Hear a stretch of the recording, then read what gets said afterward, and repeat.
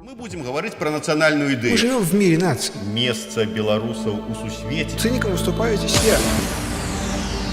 Ідея X на Єврорадіо. Вітаю ўсіх слухачоў Еўрарадыё. В эфіры чарговы выпуск праграмы «Ідэя X». Праграмы, падчас якой мы працягваем шукаць, прамаўляць, намацаваць беларускую нацыянальную ідэю. Як звычайна, вядучыя ў студыі Максім Гаруноў і Зміцер Лукашук. У нас сёння ў гасцях з-за акіяна легенда беларускага IT, супрацоўнік вядомейшай кампаніі, правда, не ўдакладнілі, ці можна яе называць. Калі можна будзе, то мы узгадаем гэта падчас нашай размовы. Тым не менш, чалавек, які вельмі шмат зрабіў для беларускага IT-сектара, для развіцця беларускіх стартапаў, адзначыўся ў кампаніі Google, ну і гэтак далей. Ігор Маханёк, проста і так з густам скажу. Прывітанне, Ігор. Прывітанне, Зміцер.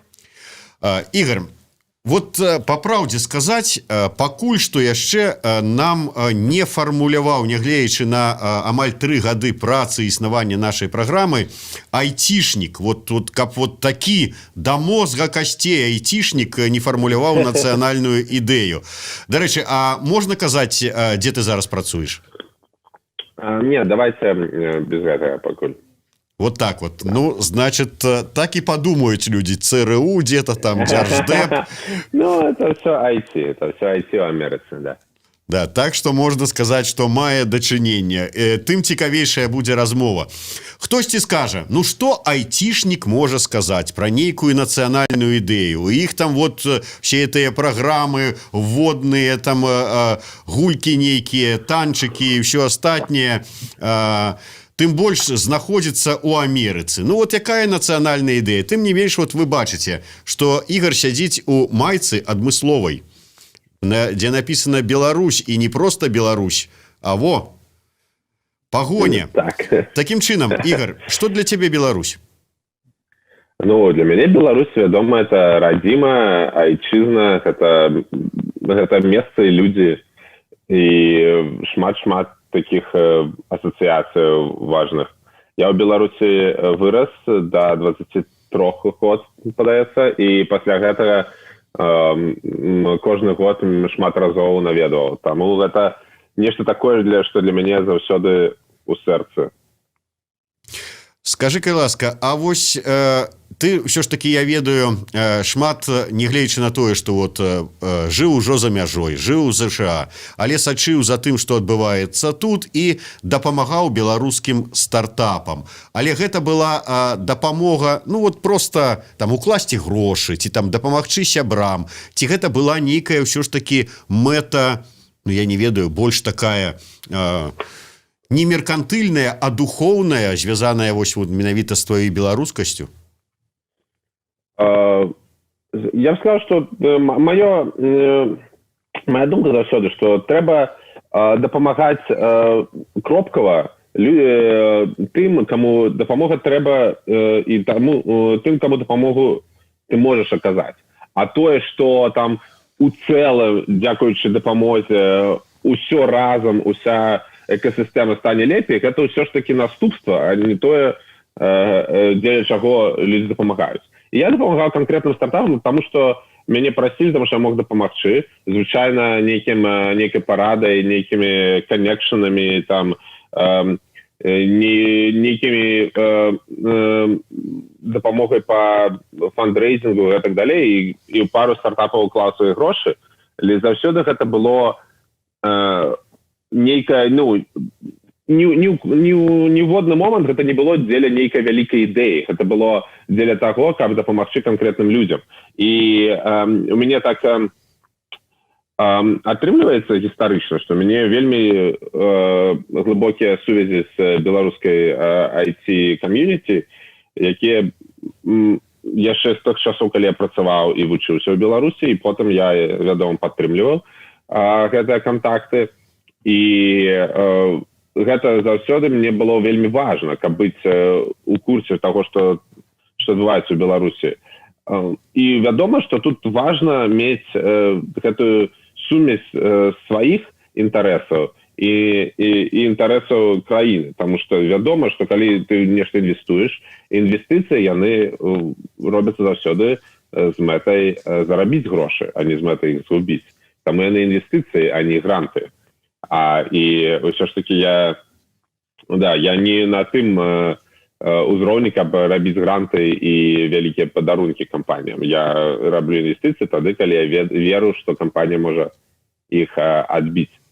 Розніца, я думаю, паміж мной і іншымі, некаторымі іншымі, якія з'ехалі беларусамі, тым, што я заўсёды падтрымліваў кантакты з беларускім IT-сектарам і кам'юніці і шукаў стартапы менавіта там, шмат абяцаючы.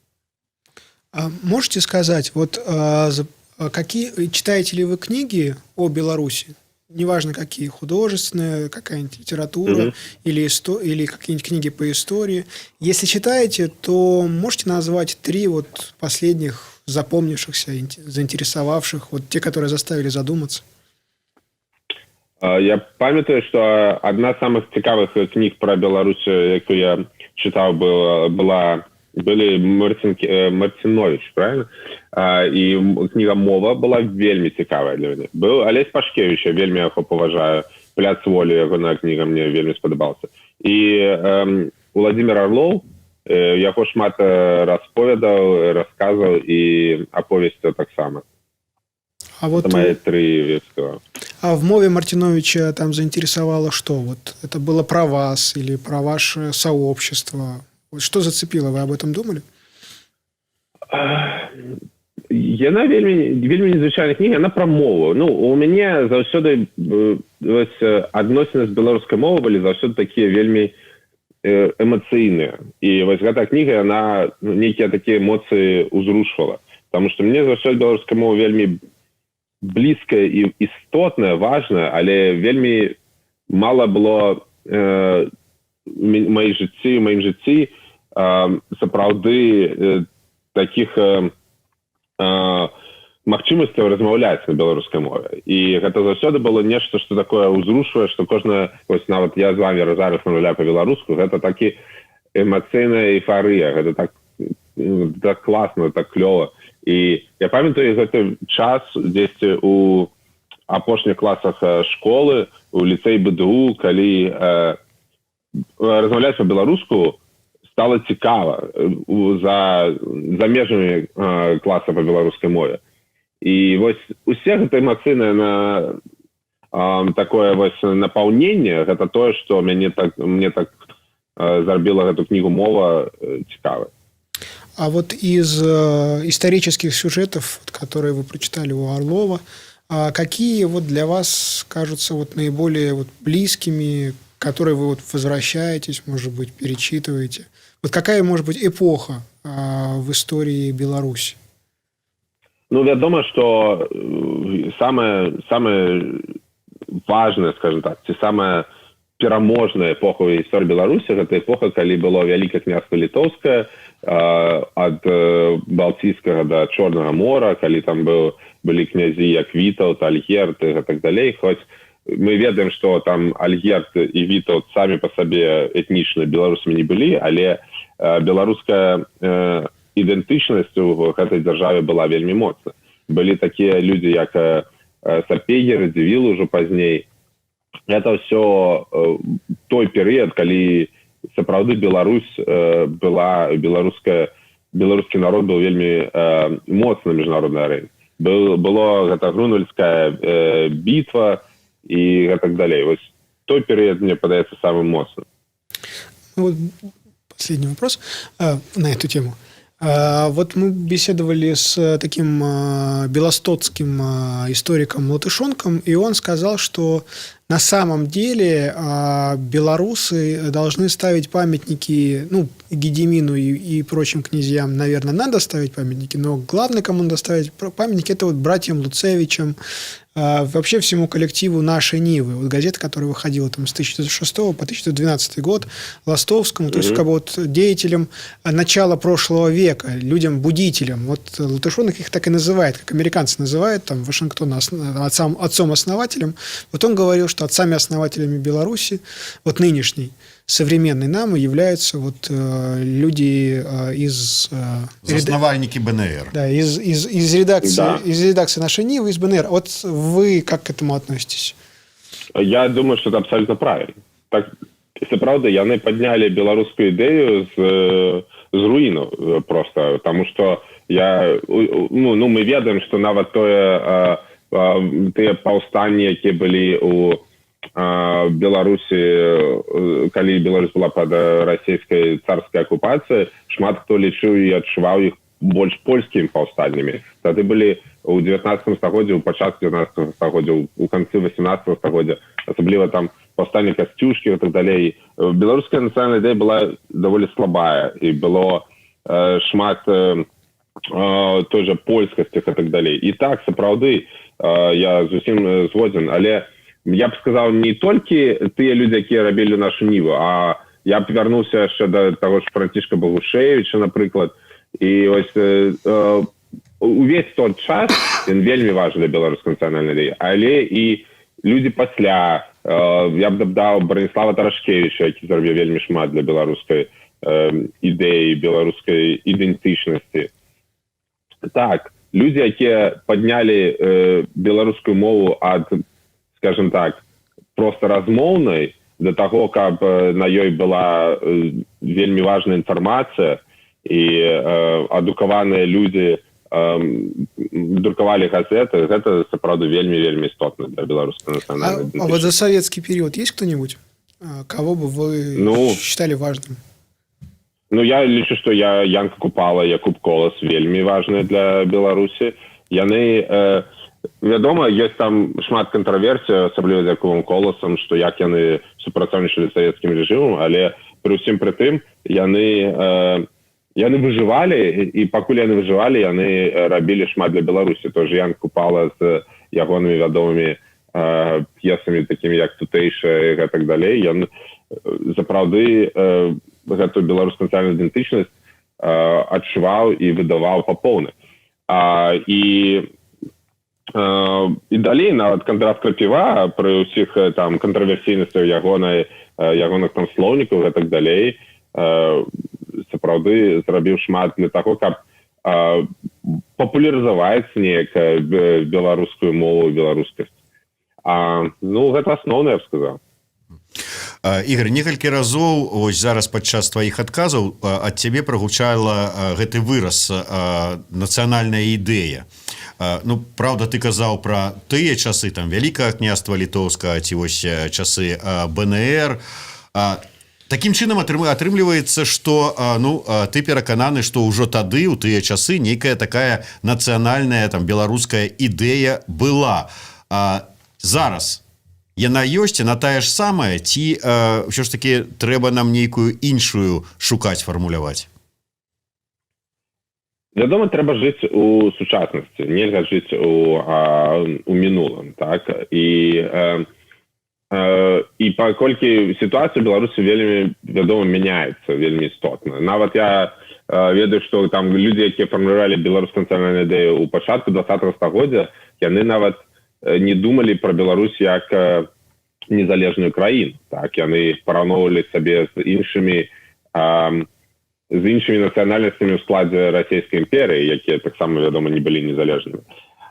Зараз беларуская нацыянальная ідэя, яна у іншым, скажем так, свеце. Для мяне, напрыклад, як імігранта, вельмі істотна, каб беларускасць была нечым такім, чым людзі за межамі Беларусі, імігранты з Беларусі будуць ганарыцца і будуць спрабаваць перадаць сваім дзецям.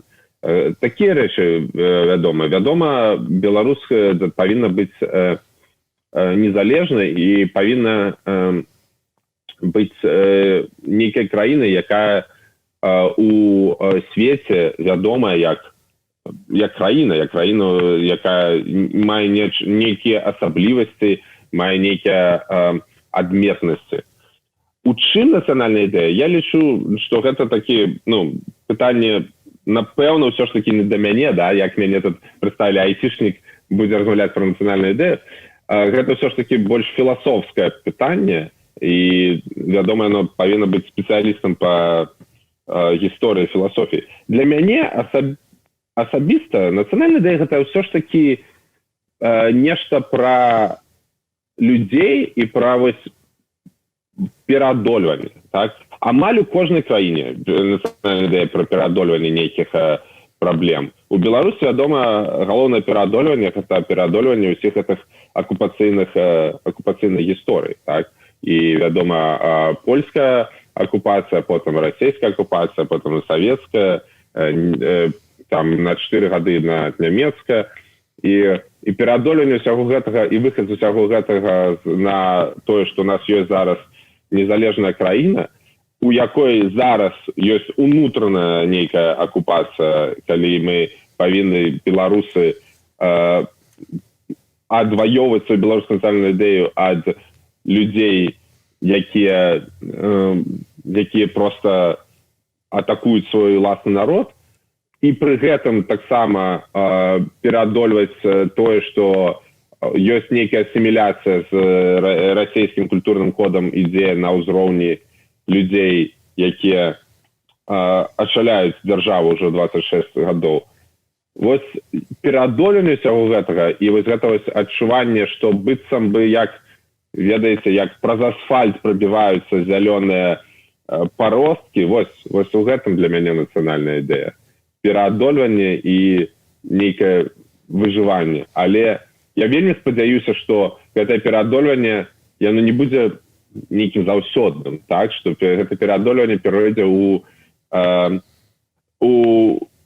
росквіт, у паўнацэнны росквіт, калі Беларусь уже не давядзецца нічога пераадольваць. Слухай, ты зараз фармуляваў нацыянальную ідэю з пункту гледжання беларуса, якому баліць за Беларусь, чалавека. А давай ўсё ж такі, калі да цябе, як да айцішніка, уявім сабе, што мы гаворым, можа быць, пра нацыянальную ідэю, але не больш як Беларусь, як праект.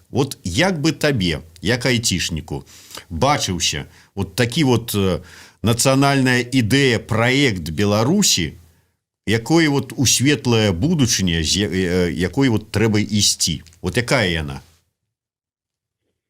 Вось той самы росквіт, пра які я казаў. Так. І, вядома, IT будзе вельмі істотным. Так? Тут такі цікавы момант, што апошнія пару месяцаў, вядома, праблематыка і тое, пра што людзі думаюць у Беларусі, оно ўжо не пра IT, оно зноўку як пра выжыванне, як тая нацыянальная ідэя вярнулася, скажем так, да вытокаў, што так, трэба неяк выжыць, трэба неяк пераадолець, трэба неяк выйсці з ямы. Але калі мы, напрыклад, падумаем, як людзі думалі пра нацыянальную ідэю год таму ці 2 гады таму, вядома, IT стала за апошнія гадоў 15 вельмі істотнай часткай таго, што такое Беларусь. І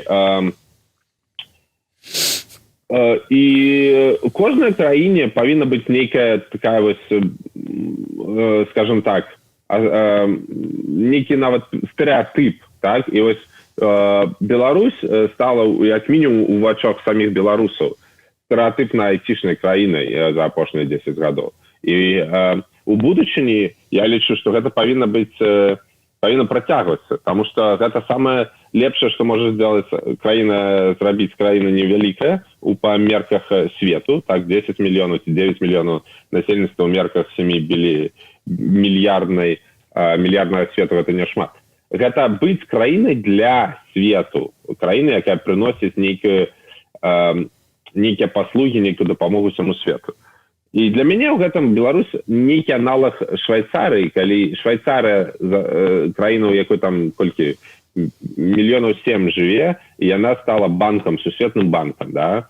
цэнтрам сусветнай фінансаў.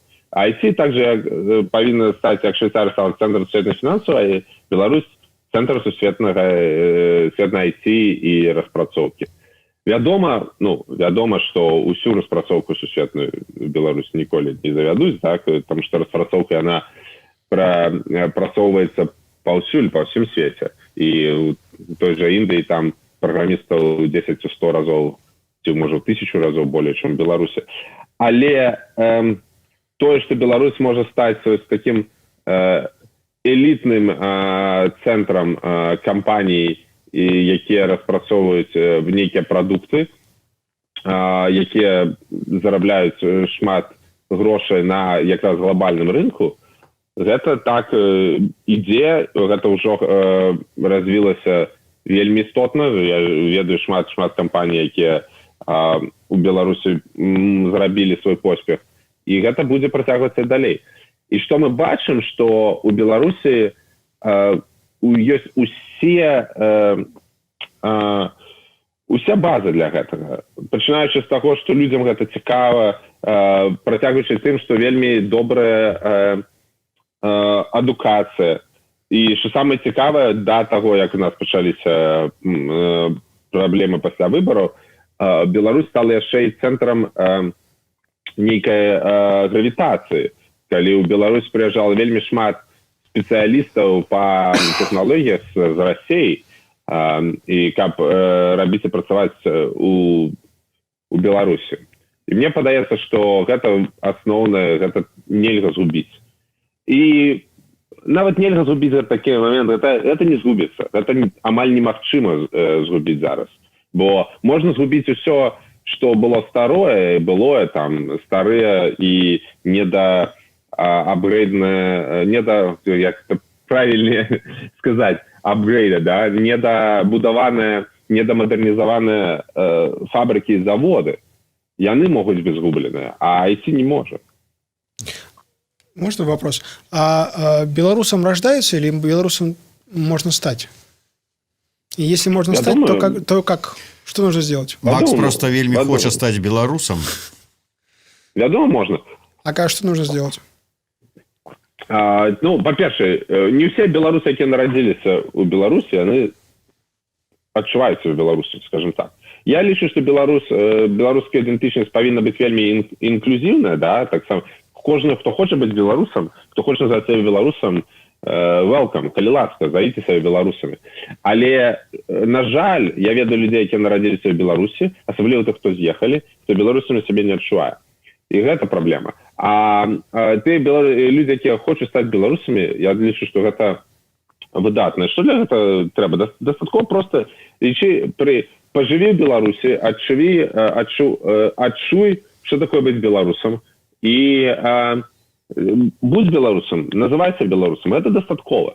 Я б сказаў, што дастаткова. Вядома, вельмі раю вывучаць беларускую гісторыю і асабліва гісторыю з беларускага пункту гледжання, так? Як беларусы былі там у тую ж сусветную вайну, як беларусы былі у сярэднявеччы, як беларусы былі ў расійскай імперыі і так далей. Вядома, вельмі добра вывучыць беларускую мову як мінімум на ўзроўні разумення і чытання. І ўсё. І гэта, я лічу, дастаткова, каб называць себя беларусам.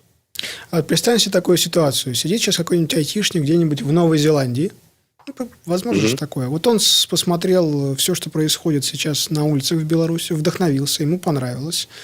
И он решил, что он белорус.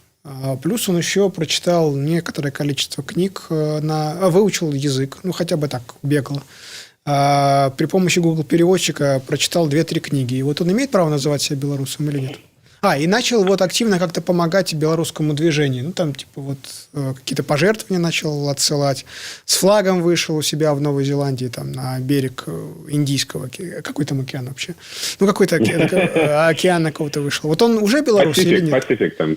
Ну, да. Не мне это вырашать. Ну, вот как вам кажется? Я лічу, что тут есть такой момент, да, есть розница поміж реальным белорусом и гоноровым белорусом. Калі человек дапамагае Беларусі, ён заслуговвае звання ганаровы беларус. Да? Ну, у нас, вядома, яго ніхто гэта званне не выдае, не ўручае, але я лічу, што гэтым нешта ёсць. Калі чалавек сапраўды памагае Беларусі і грашыма, нейкімі івентамі, нейкай там палітычнай падтрымкай, то чаму б яму не даць званне ганаровы беларус? Але каб быць беларусам, ён павінен быць у нейкім вось такім культурным еднасці. Калі адзін беларус, іншы беларус з ім паразмаўляе, і яны будуць на адной хвалі. Яны могуць паразмаўляць там пра беларускую прыроду, пра беларускую гісторыю, пра беларускую сутнасць зараз. І калі іншыя беларусы будуць адчуваць, што гэты чалавек сапраўды на адной хвалі, ён сапраўды отчуваю то же самое, то, я думаю, он белорус. Это очень похоже на ислам. Я небольшой специалист, но, по-моему, если 3 мусульманина скажут, что вот этот парень точно мусульманин, и он в присутствии нас произнес там какую-то формулу о том, что нет Бога, кроме Аллаха, то, в общем, он мусульманин. У вас, я так понимаю, такая умма белорусская. Типа вот если 3 правоверных белоруса признают, послушают тебя и решат, что ты тоже правоверный белорус, и сообщат об этом всей умме, то умма признается белорусом. Ну, мне нравится. Иншаллах. Ничего не ведаю про ислам в этом. Не, ну я просто процедура, мне кажется, очень похожа. Ну, выдатно. Карацей кажучы, калі мы с Игорем вырашым, что ты... 3 нужен. Да, домой. Вот стоит этот сам Петрович, звукач еще его надо. Дамовімся. Ігор, с аднаго боку, ты вельмі шмат расказваў пра гісторыю, пра Вялікае княства літоўскае, пра нацыянальную ідэю, як вось пераадольванне і гэтак далей. З другого боку, ты нам зараз вот такой з пункту гледжання айцішніка прыгожа расказаў пра нацыянальную ідэю, нацыянальную айці-ідэю Беларусі будучага. Гэта вось такая айці-швейцарыя, такая крэмневая даліна беларуская. Але калі вот мы все-таки думаем пра будучыню, пра развіццё, пра рух наперад у сусвет, то больш падыходзіць вось гэтая айці-ідэя. А для гэтай айці-ідэі наколькі важна веданне гісторыі, валоданне мовай, пад якім сцягам ты сядзіш і пішаш сваю праграму, ці тут наадварот, трэба ўжо лепей вучыць англійскую, там, ці кітайскую мову і гісторыю лепей ведаць там якую-нибудь сусветную, а не беларускую?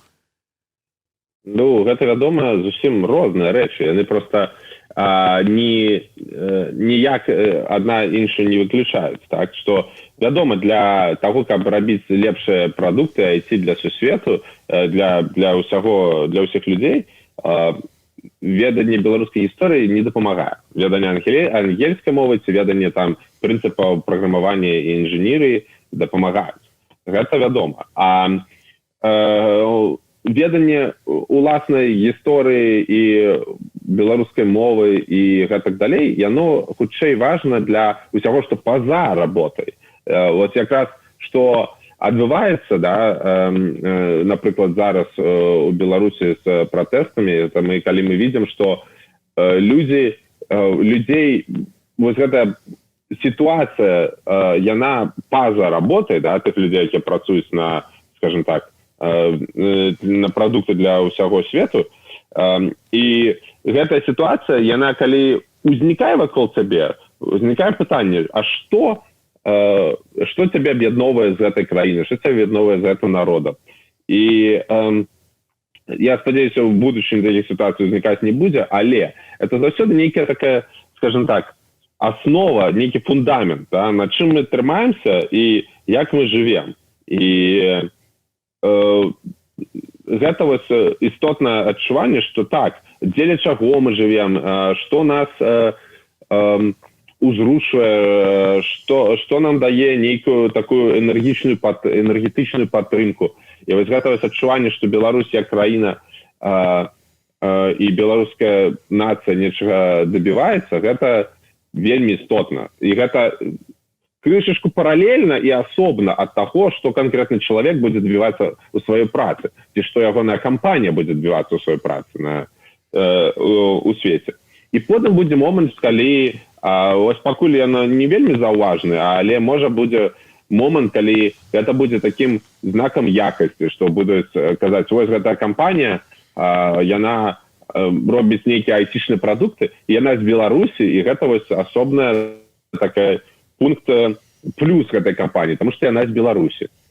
Вось такія моманты. І тут і у дзесьці на перасячэнні паміж тым, што проста з'яўляецца асновай жыцця і тое, што з'яўляецца працай, на перасячэнні з'яўляецца тое, як нейкі такі маркетинг, калі людзі, якія вельмі адчуваюць сваю еднасць з Беларусю як краіны, з Беларусю як ідэі, і яны працуюць на гэтай кампаніі, гэтыя людзі ідуць на сусветны, так скажем, рынок, і яны прадвігаюць гэта у разуменні ўсіх людзей, што вось у Беларусі такія-то ёсць ценнасці, каштоўнасці, якія неяк выражаюць сабе ў прадуктах, і таму гэта прадукты лепшыя. І гэта такі шматгадовы маркетинг і піяр, якім тая Швейцарыя займалася, якой быў там, ведаць, там свае ўласныя якасці швейцарцаў і Швейцарыя як краіны, нейтральныя і так далей, якія ўсе ведаюць, што Швейцарыя гэта надзейна. Потым там Японія зрабіла падобную штуку з піарам, там, што японскія машыны сталі таким знакам якасці.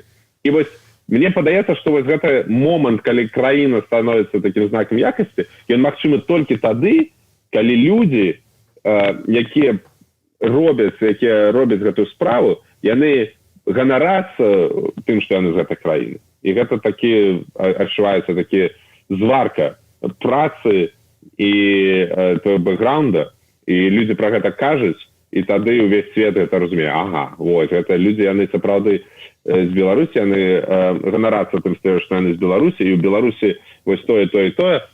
І тады гэта у іншых людзей, у небеларусаў, становіцца нечым, што асацыюецца з Беларусью. Вот у меня был еще вопрос такой, он немного вдогонку, по поводу церкви. Вот к нам приходил пастор-кальвинист, и он сказал, что на самом деле кальвинизм это и есть самая настоящая белорусская национальная вера. Вот как бы. Самая белорусская церковь это кальвинистская. К нам приходил православный батюшка и тоже говорил, что вот православие это вот очень сильно белорусская вещь. К нам приходил католик и говорил о том, что вообще-то у нас тут как бы по-белорусски в Беларуси только в белорусском костеле говорят. К нам приходил раввин, и он сказал, что вообще-то на идише и, в общем, как бы раввины в Минске были еще как бы, очень давно.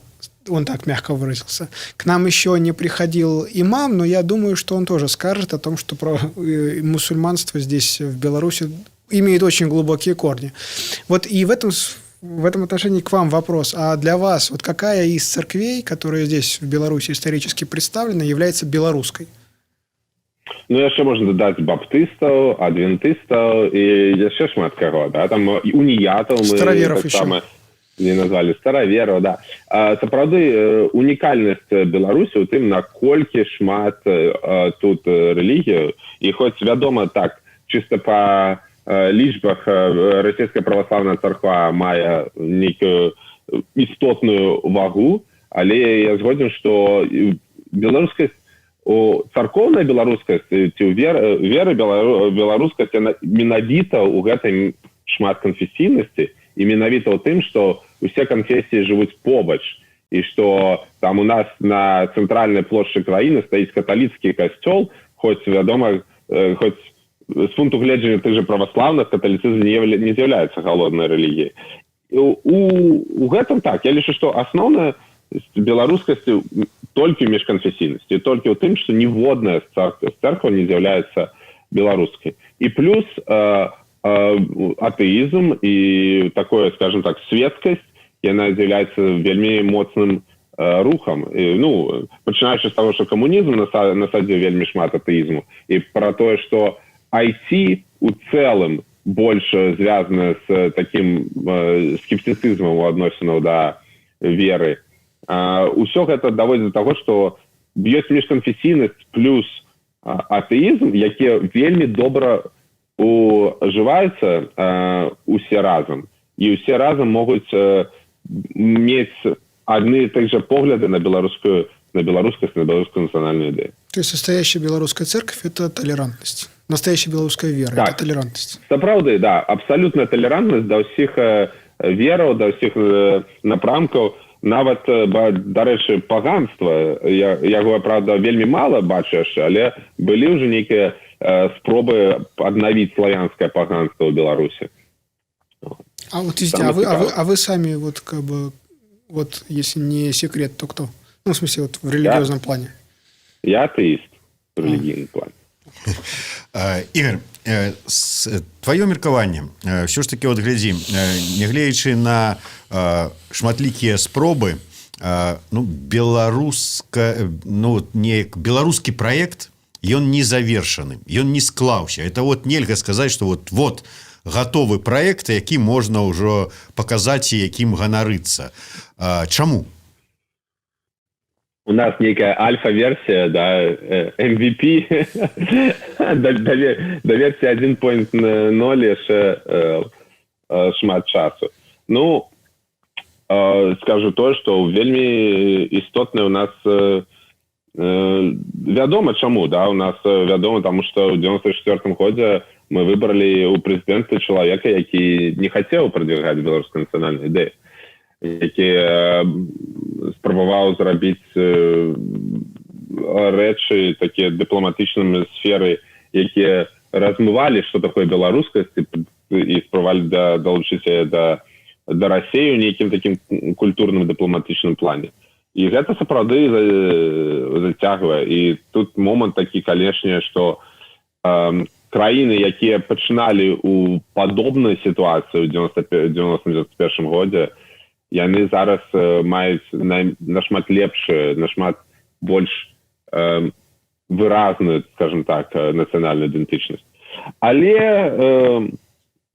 гэта не адзіная праблема. Так? У нас ёсць вялізная праблема з беларускай дыаспорай, якая просто не вельмі адчуваецца беларусамі, да? Асабліва тыя, хто з'ехалі з Беларусі ў 80-е, ці ў пачатку 90-х гадоў і раней, яны культурна і не адчуваюцца беларусамі. І вось, што цікава, гэта крышачку мянялася, што тыя людзі, якія з'язджалі 2000-е, такія, як я, напрыклад, да, ці мае сябры, ўжо больш адчуваюцца беларусамі. Тыя, якія з'язджалі 2010-е, і ў гэтым годзе яны адчуваюцца беларусамі вельмі моцна. І вось гэта ўсё паступовае развіццё, яно ідзе, хоць ідэі, хоць ёсць нейкі супраціў у Беларусі зверху. Гэта цяжкая барацьба. Гэта барацьба, якую беларусы і беларуская нацыянальная ідэя, вядома, пераадолее, як пераадолела ўсё. Все ж таки, самое галоўнае, што у нас ёсць гэта крытычная колькасць людзей, у нас ёсць мільёны людзей, якія хочуць, якія адчуваюцца беларусамі, якія хочуць, каб беларуская нацыянальная ідэя была моцная і перамагла. Такім чынам, можам канчаткова сфармуляваць вось нацыянальная ідэя ад Ігора Маханька. Не будзем потым гаварыць там ці проста там ад легенды беларускага IT там ці яшчэ што-нибудь, проста ад Ігора. Так, гэта лепей. Я проста Ігор, да. Ёсць, вядома, людзі, якія нашмат болей дастойныя гэтага тытула. Давайте паспрабуем сфармуляваць разам з таго, што я казаў, і з таго, як я адказваў на ваши выдатныя пытанні, якія мне вельмі добра накіроўваюць думку. Пра што мы казалі? Пра пераадольванне – это раз. Пра нейкі знак якасці – это два. Пра крэатыўнасць мы зусім мала размаўлялі, але IT – гэта ўсё пра крэатыўнасць. Пра выход з плоскасці і пра і про flexibility, про гібкость. Одна з цікавих чертаў IT, якую я бачу ў Беларусі менавіта, это колькі людзей прыйшлі ў IT, якія займаліся чымсьці іншым, але потым гібка так перапрануліся і аказаліся айцішнікамі. Ужо пасля таго, як яны завяршылі універсітэт па нечым іншым, пасля таго, як працавалі недзе яшчэ. І вось калі гэта ўсё разам аб'яднаць, так, пераадольванне, захаванне гісторыі, крэатыўнасць, гібкасць і жаданне рабіць рэчы для ўсяго свету. Вось гэта разам, напэўна, будзе беларуская, тая беларускасць, якую я бачу. Ну і, вядома, дапамога адзін адному, да? Вось гэта дапамога адзін адному, якую мы бачым апошнія месяцы і ў Беларусі, і за межаў гэта частка белорусской национальной идеи. Я увидел во втором «Терминаторе» был такой плохой терминатор, который был текучий. Такого из разумного материала, который, в общем, принимал все время какую-то новую форму, которая здесь и сейчас ему была более выгодна. Вот я думаю, это что-то такое. Плохой терминатор из второго «Терминатора». Я не помню. T-1000. Ну, T-1000. Да. Вот этот вот. Новая версия «Терминатора». Ну, текучесть, как бы плавучесть, гибкость, flexibility, ну, как бы вот все, о чем сейчас было сказано, креативность. Да. Он был очень креативный, он все время что-то придумывал. И менял форму под то, что придумал. Но все это по-белоруску и с веданием белорусской истории. За текущего на подмурку Великого княжества Литовского. Да, за текущего терминатора. Ну, тым не менш, пераадольванне, гибкость, веданне гісторыя, традыцыі, сучаснасць, мова, все гэта разам і з тым, каб думаць пра Беларусь і клапаціцца пра будучыню сваёй краіны. Ну, нешта такое, я так думаю. Мы яшчэ падумаем, каб потым у загалоўку сфармуляваць, таму што Ігар сапраўды вельмі шмат добрых рэчаў нам нагаварыў. Дзякуй вялікі.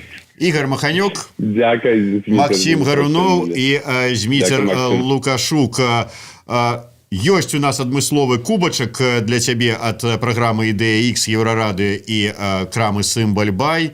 Перадаць вот так не магу, так што чакаем твайго візіту на радзіму з новымі ідэямі, стартапамі і гібкімі падыходамі па пераадольванню.